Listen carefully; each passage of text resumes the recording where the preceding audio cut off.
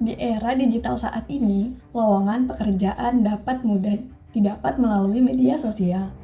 Banyak orang yang tergiur oleh lowongan pekerjaan di luar negeri dengan gaji yang tinggi dan kehidupan yang lebih baik. Namun, di balik janji tersebut, ada ancaman serius, yaitu human trafficking atau perdagangan manusia.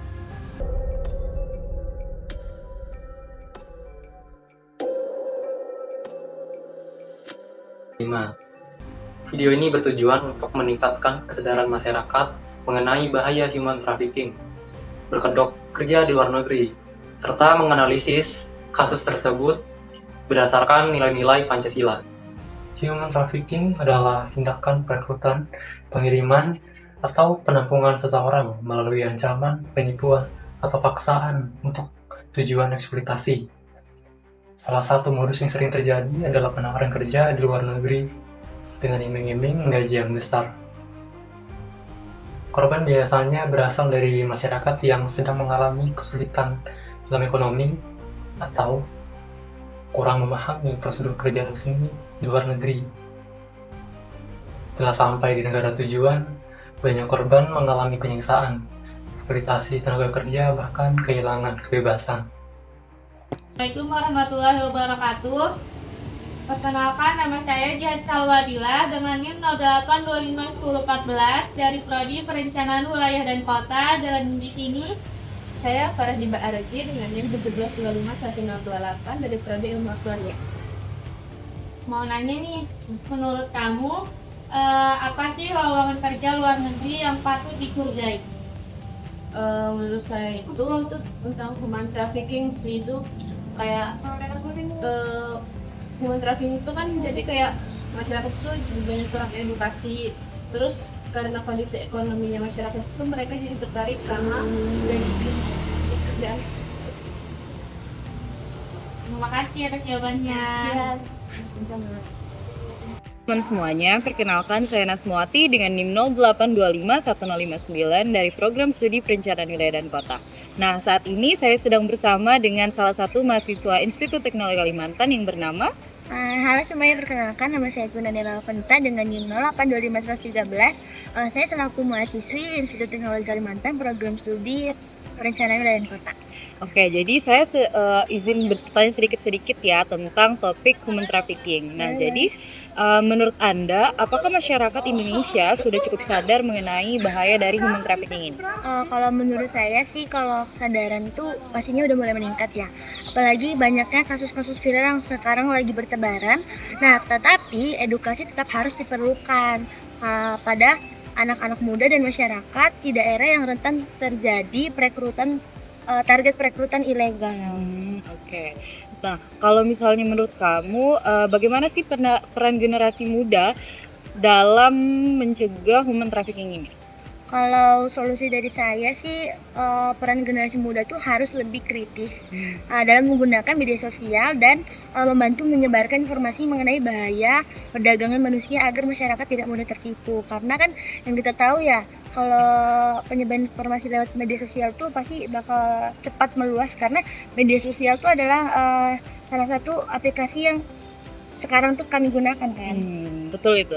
Nah, jadi cukup sekian wawancara dari salah satu mahasiswa Institut Teknologi Kalimantan. Sampai jumpa. Terima kasih. Anjay. Warahmatullahi wabarakatuh. Selamat siang semuanya. Perkenalkan, nama saya Andi Sabina Syaraifa dengan NIM 08251026. Di sini saya bersama Tiara. Baik, Kakak Tiara, saya izin meminta waktunya sebentar, ingin menanyakan hal-hal mengenai isu human trafficking. Nah, yang pertama nih Kak, menurut Kakak apa sih yang harus kita lakukan sebelum menerima lowongan pekerjaan dari luar negeri? Menurut saya, sebelum kita menerima pekerjaan dari luar negeri, kita harus menelusuri nih apakah agen atau perusahaan tersebut sudah resmi dan mendapatkan izin langsung dari pemerintah. Baik. Lalu yang kedua, menurut Kakak, apa ciri-ciri lowongan pekerjaan yang patut kita curigai? Biasanya mereka tuh menawarkan gaji yang cukup tinggi dan keberangkatan yang cukup cepat, sehingga orang-orang tertarik untuk mendaftarkan diri mereka ke sana. Dan apabila mereka meminta dokumen pribadi seperti KTP, itu patut dicurigai karena itu mungkin tidak resmi ya. Baik, terima kasih atas waktunya Kak. Mungkin cukup itu saja pertanyaan saya. Selamat siang Kak. Selamat pagi, selamat malam. Saya Salma Zubaila dengan NIM 15251039 dari program studi arsitektur. Dan Bapak Saya Karyadi, sebagai masyarakat umum ya. Jadi di sini ada pertanyaan.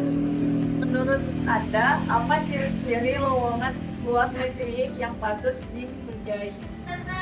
Ya mungkin yang kita tahu biasanya dia mempermudah dalam segala hal ya.